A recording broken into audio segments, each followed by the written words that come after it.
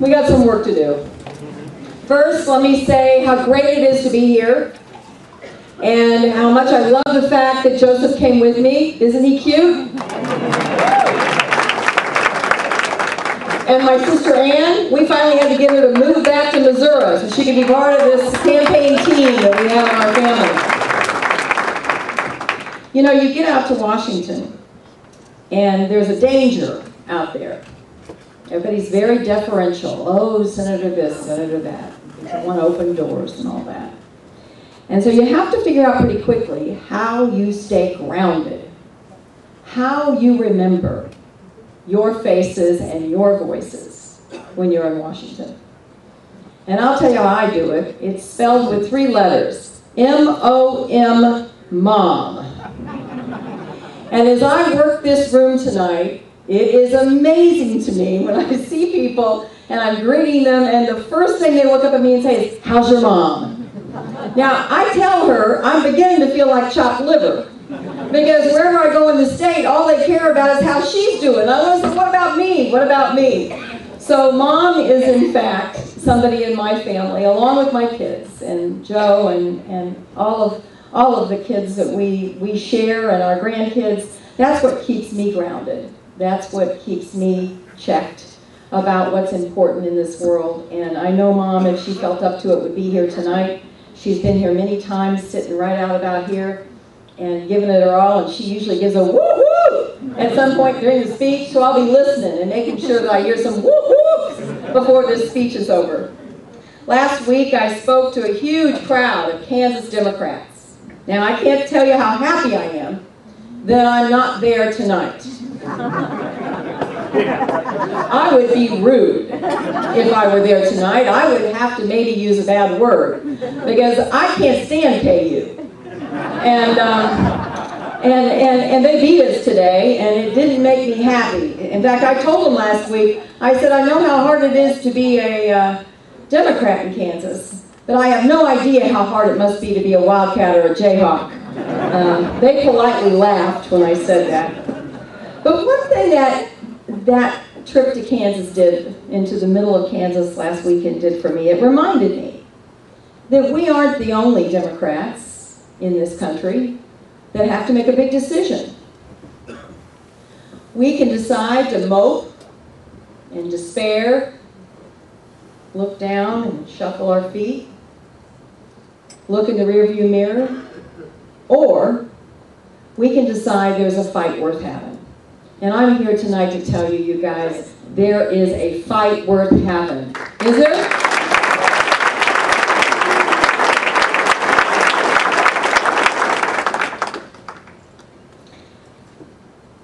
We have an awful lot to be proud of.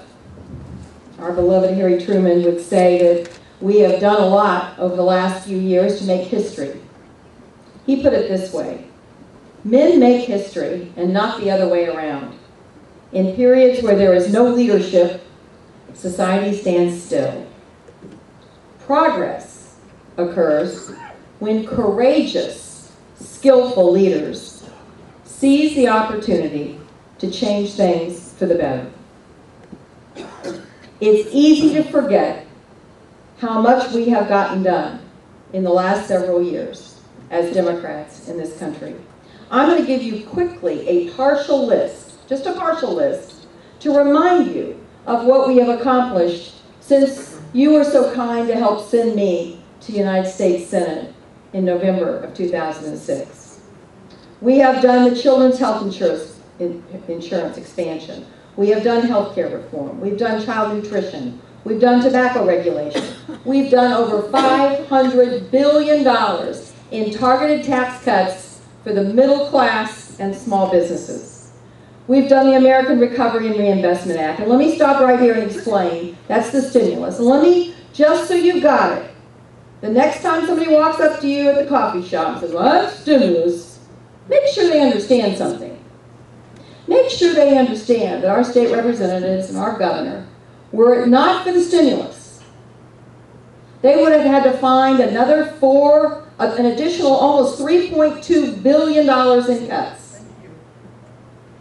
Instead of having to cut, which the governor did, like his responsibility, he cut $800 million along with the legislature to balance our budget, would have been another $3.2 billion in cuts. Now think about what that impact would have been on the state of Missouri. Now they don't want to remind you that we sent all that money to the states. Huge chunk of the stimulus was just sending money directly to the states to help them through this crisis. Another huge chunk of the money was tax cuts. Tax cuts for all of you. You all got a tax cut. If you got a paycheck, you got more money on your paycheck because of the stimulus. Then the other part of it was unemployment benefits. Guess what? We've had to pay out a lot more in unemployment benefits because a lot of folks lost their jobs. And then part of it was, in fact, projects that are making a difference all across this state. Every orange cone you see has been brought to you courtesy of the stimulus. And whether it's your high-speed in Rawls County, your high-speed internet in Rawls County, or the roof on the courthouse in St. Louis, there have been jobs and there have been projects that would not have occurred in this economy were it not for that stimulus. So don't let people back you up against the wall on that stimulus. If we hadn't done it, you know what everybody would be saying? Why didn't they do something? For gosh sakes, why didn't they do something? You think we would have put 1.5 more million jobs, private sector jobs, on the payrolls of this country in the last 18 months if we hadn't stopped the bleeding? We wouldn't have. And we'd be in a lot worse shape today because of it.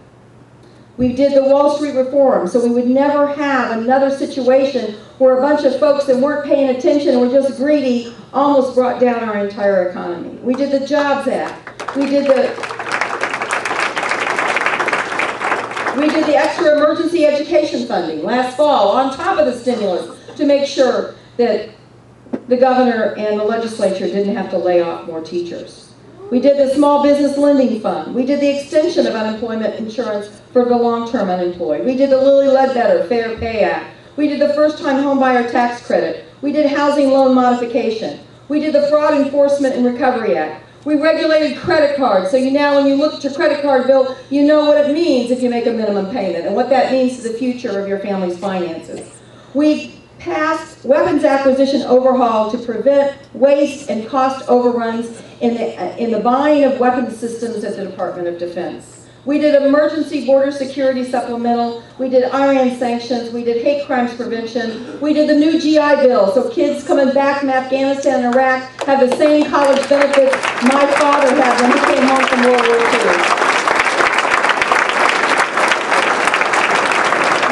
II. We need veterans caregiver assistance, so that families who are taking care of our wounded warriors have the assistance they need in their lives so they can take care of their family members who have given it all for our country. We have had a record level of funding for veterans programs in this country. Now that's not a bad list for a partial list, would you say?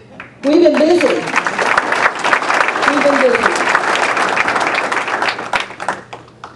We have so much more to fight for, and now's the time to do it. It's not easy out there, and more it's about making choices about our leaders.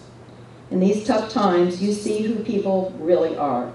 It's when these tough decisions are being made that we see what people are willing to fight for. It's at these moments that we see what people are willing to fight for.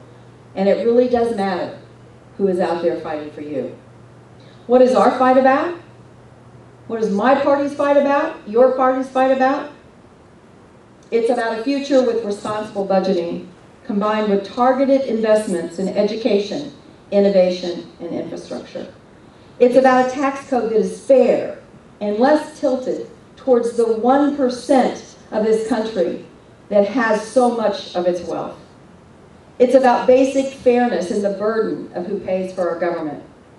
It's about being willing to do the tough and challenging job of cutting the federal programs that are bloated and wasteful. And it is about holding on to our values, those values the governor spoke about our civil rights, our equality, our tolerance, and our religious freedom.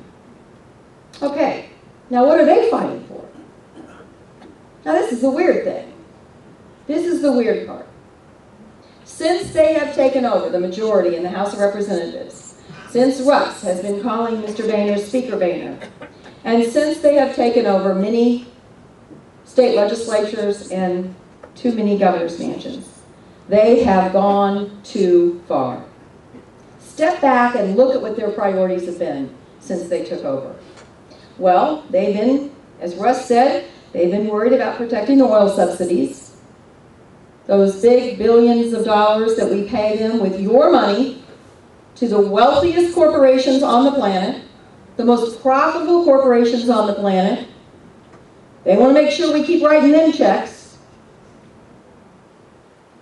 They want to make sure that rich folks in this country don't pay another dime in taxes. They don't even want us to make them lose their tax break they get on their second home.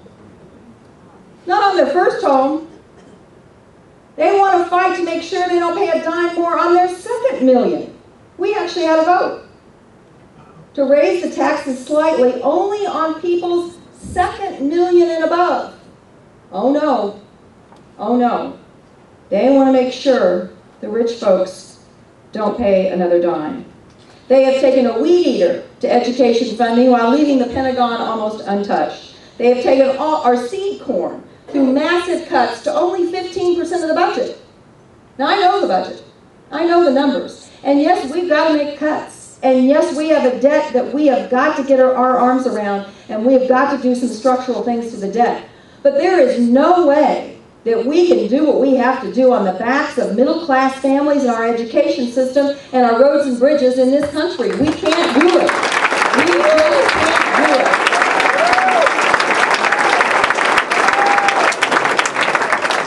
It has to be spread around and it has to be fair. It can't all be on a tiny part of the budget. The tiny part of the budget where we do make investments in the future, where we make sure that we're continuing to compete. While they've taken a meat axe to education, research, innovation funding, infrastructure, and food assistance for poor women and children, they are also costing us jobs. Now, I don't know about you, but I bet I heard them say 100 times last fall and into the winter, where are the jobs? Where are the jobs? Where are the jobs? And I have not yet seen anything they've done since they've been in power to focus on where the jobs are. Now, what they've done is they cut out a lot of money in a very small part of the budget that is going to create private sector jobs. And they've talked about a lot of other things. They have gone too far. And since when do you have the nerve to go to the mat for multimillionaires and then go after working families' pensions? Since when do you have the nerve to do that? And why now? Why now are they trying to weaken the voices of working people in this country? Make no mistake about it. This country is not great just because of our values. This country is great because of working people. Working people who have spoken together and made sure that we had a middle class in this country. That we had the kind of families that could buy a car for each parent and could put money away for college and could provide health care and could go on a vacation every once in a while. That is, in fact, what has kept our economy so strong. Do you know how many countries in the world would love to have a middle class, a consuming middle class like we have in this country? What that means for our economic strength? And so what are they doing right now? While they're going to the mat for the multimillionaires, they're taking a 2x4 to working families in this country. And that is what we have to fight for. We have to fight for those working families.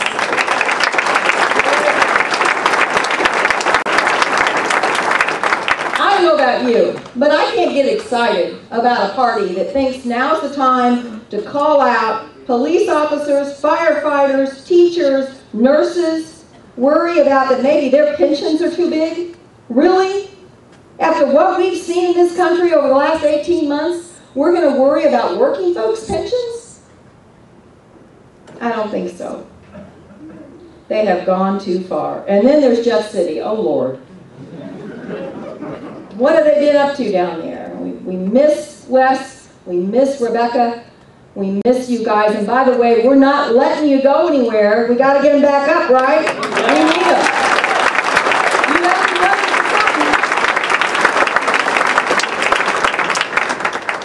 to know. Okay, well, first, I don't know, Governor, how you don't keep from having a migraine all day, every day. First, they put in a bill to wipe out child labor laws. All right, then they trumped that by gutting workplace discrimination laws. Then they thought they'd top that by refusing to pay the unemployment benefits that the federal government sent them the money to pay. But in a breathtaking assault on working people of this state, this week, they vote to lower the minimum wage. Really? That's what this is about right now? Lowering the minimum wage? Now, the law they're lowering, the law they're avoiding is a law. In Missouri, you can pass a law two ways. You can put it through the legislature and the governor can sign it, or people can go out and gather thousands of signatures and you can put a law on the ballot to go in our statute books. This isn't a vote that recommends something or says they don't like something. This is a vote that passes a law. And the day I got elected to the United States Senate, the people of Missouri voted on this law, and they decided they wanted this law. You know how many of them said they wanted this law? 1.6 million. I'd give my eye teeth to get 1.6 million votes in the state of Missouri. I guarantee you it's one of the most popular things that has ever been put on the ballot in Missouri since I have been around public service. It passed by 76% of the vote. And it was a simple provision. It was, we're going to raise the minimum wage, and then it's either going to go up or down based on inflation. Up if inflation goes up, and down if inflation goes down. And you know, Missourians like that because that seems fair. The people at the bottom rung, ought to have a shot of getting a little more pay when things are more expensive, and when things are less expensive, get a little less pay. And what they do this week, they said, well, you know, they didn't really know what they were doing. We've got some folks that are writing big checks to our campaigns that want this law changed.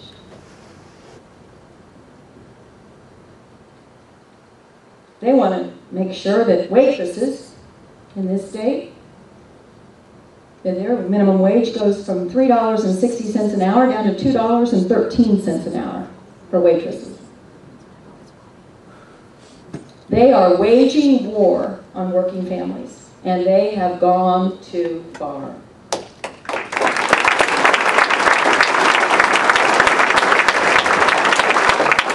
You know, I like our side of this fight. I like our side of this fight.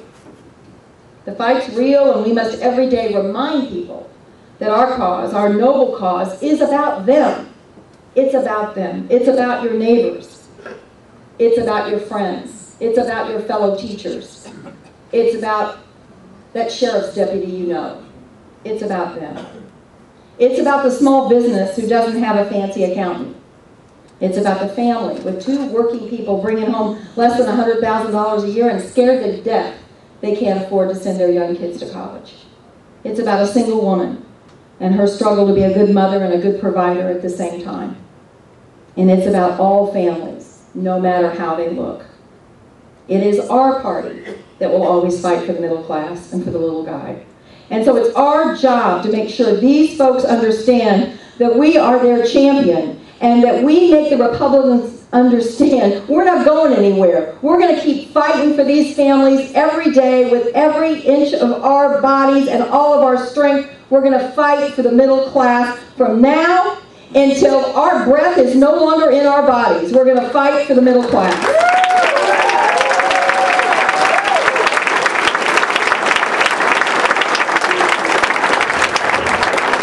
Now they will claim that when we fight for the middle class and for working families, when we fight this war they're waging on middle class families, they're going to claim that it's class warfare.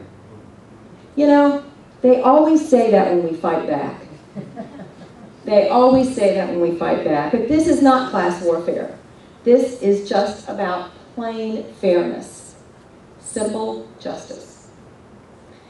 Okay, so no hand-wringing, no worrying about what happened before. It is time for us all to fight. And all of you can do something. I know you come to Hannibal Days, you come to Democratic Days, and you see your friends, and we all talk, and we usually have a decent table of young folks that are here. Wish we had more. But you know, what do you do every day? Are you calling talk radio? When you hear something that you know is wrong, are you picking up the phone and calling? When you see a letter to the editor that you know is wrong, are you writing a letter? When you go on one of those blog sites and some ridiculous person puts some ridiculous comment on there, are you going on and commenting and straightening them out? When somebody at work says something that you know is flat wrong about something, do you just keep your head down and keep walking? Or do you walk up to them with a smile on your face and say, you need to understand who's fighting for you. You're confused. Let me explain to you who's fighting for you. That's what you got to do every day. And yes, you've got to volunteer on campaigns, and yes, we got to do what we always do at campaign time. But this has to be a cause, folks. I remember a time when this part of Missouri was all about trusting the Democrats to look after independent farmers and small businesses and regular folks that are the wonderful part of this state that populate northeast Missouri. So don't be ashamed. Put your shoulders back and put your head high and explain to them that we are the party that is looking after their side of this whole mess. We're on their side. Even our official state motto says, let the welfare of the people be the supreme law. Now I think if the Republicans had a way, they'd probably change that phrase and they'd say, welfare is really bad. Right? Welfare of the people be the supreme law. You know, this is not the welfare of oil companies, multimillionaires, or folks who can write $100,000 campaign checks to state representatives like Rex Sinkville. Nope. This is about the welfare of the people. So let's all get to work. We've got some elections to win. God bless you. Let's go get it, guys. We can do this.